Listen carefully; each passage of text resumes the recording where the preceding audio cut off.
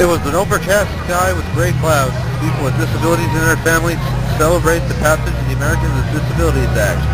One person told his story of how the act touched him. Of policies and procedures to reduce worksite accidents and re-injuries, but has also helped employers dispel stereotypes and embrace diversity. A full-length motion picture of his life story, The Music Within, starring Ron Livingston, Melissa George, and Michael Sheen, was created and was shown in theaters in the fall of 2007. I was lucky enough to be one of the people who went to the premiere. And he really is a person who travels around the country doing trainings on this stuff. I fly a good portion of the time, and every time I'm in an airport I run into Rich, so he's a very traveling guy and does a lot of trainings for people. With that, please give Richard a big round of applause. Thank you. Am I on here? All right. First of all, I fly with Kelly all the time. I see him, we talk, then I go into first class and they take him into coach.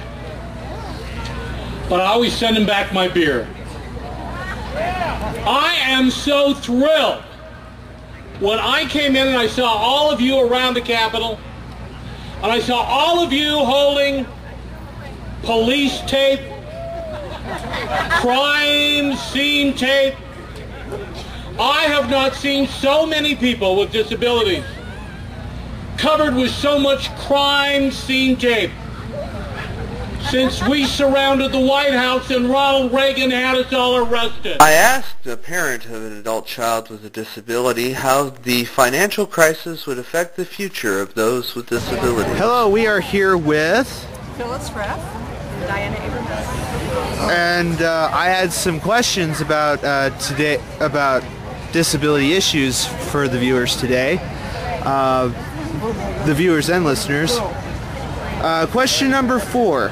With the current financial crisis, what do you feel will be the future for those with disabilities? I think that understanding the economic situation today, we're going to have to come together as a community and not rely on government funds because it doesn't look like it's going to be there. So I think more and more we're going to have to really put our heads together and try to find ways where persons with disability can actually produce finances for the help of persons with disabilities. So that's what I think today. Okay. And thinking about what to do, Diana had come up with an idea about a particular location funded privately through the community to where people with disabilities can come to feel at peace or whatever they need. We were originally thinking about something for individuals with autism, but after being here today at this celebration, I'm thinking it needs to be a place where people can feel comfortable and accepted, because not everyone is accepted. This goes to a man that was concerned about the use of the term. Okay.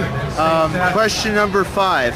How can people with disabilities gain full independence? The council and this person convene a group I to think draft they have to legislation begin by learning what independence means, so that they can have the same dreams as anyone else.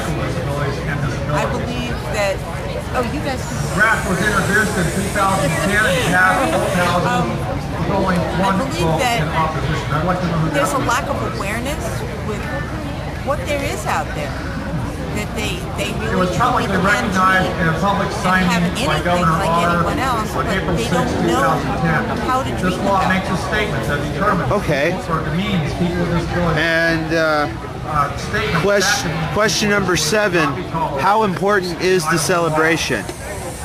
I think it's very Senator important. Les I think it brings up also Executive Director of Human Rights you can invite people who've never heard, let's say, developmental disabilities, or you can see people in wheelchairs with obvious disabilities, but you don't know about the ones that are not so open. And I think it should continue, very much so, and be even promoted more. And I look at this 20th birthday of the Americans with Disabilities Act, another commencement in the next phase of helping individuals in our community as well as just throughout the world, really, to understand that we're all people. We all do have feelings, and we want to be respected, and we want to provide respect in return. We need to teach the individuals who don't understand about different disabilities, why there are disabilities. We need a lot more education for people who don't know anyone in the disability. Okay. And question number 8, what can we do to prepare for independent living? You mean the person with a disability? Or yes. That and other people, since in reality we all have to be independent. To make this happen, it is a way to make it seem like the only sensible thing to do, and to me that is a beautiful accomplishment. I think the way you help someone become independent is let them, they need to be taught what is available, or what do they think they want or need. Just like Richard had mentioned, the right to be able to go eat pancakes at 3 o'clock in the morning at a restaurant. To learn that no matter what your disability is, you have that right. And I just don't think that most individuals with disabilities realize that they have that right. Well, I think it should be taught from the time they start school. K-12, it should always be. These are the things you need to, say, get an apartment, you have to have a budget. Those are things that they need to be taught from the very beginning. And to add to that, I think that you have to teach children from a very young age, and that's where inclusion in classrooms comes in with all kids, so that they understand and they know how to treat people in the manner that they need to be. If they need assistance, then they learn from a very young age. That is the way you do things. You respect, you give, you help.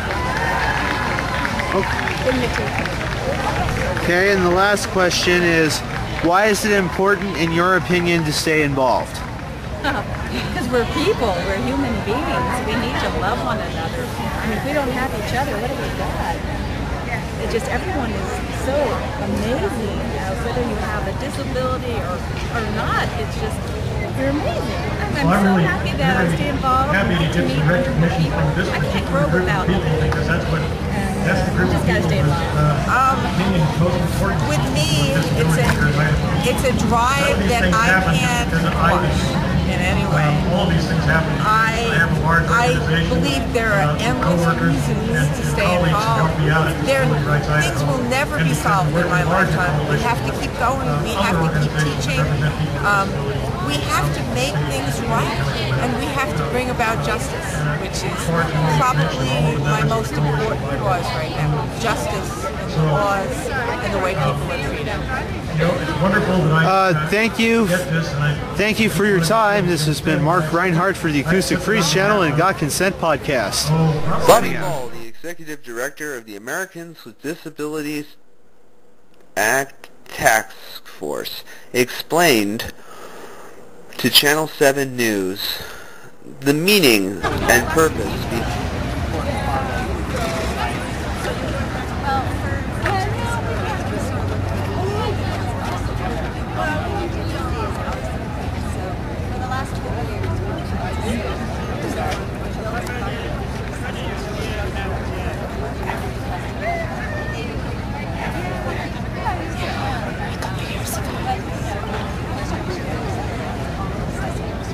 We've been doing a lot.